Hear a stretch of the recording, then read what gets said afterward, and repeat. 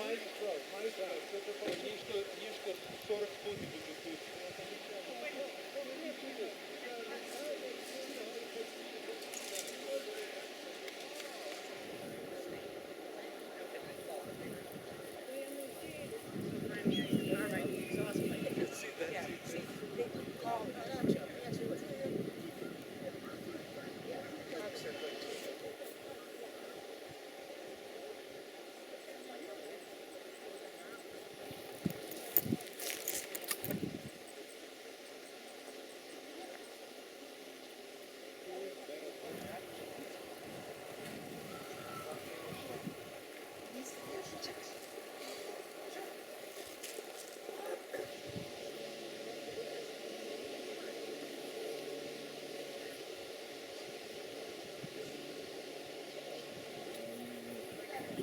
Ale nie rozmówił.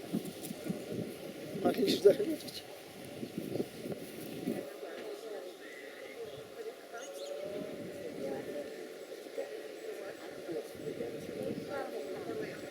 А там його дочка і Аніна, моє братової матері. А тут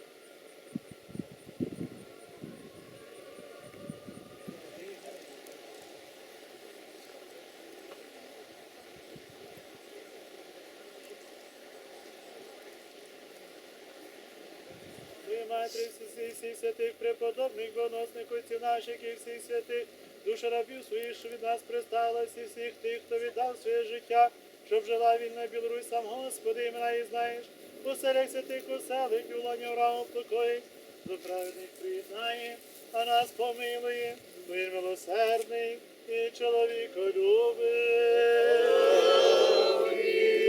О блаженнім спині вічний спочинок подай, Господи, душі спочинем рабам Твоїм, всім тим, хто змагався, каб жила Білорусь, сам Господи, імена і знаєш, і сотворив вічною пам'ять.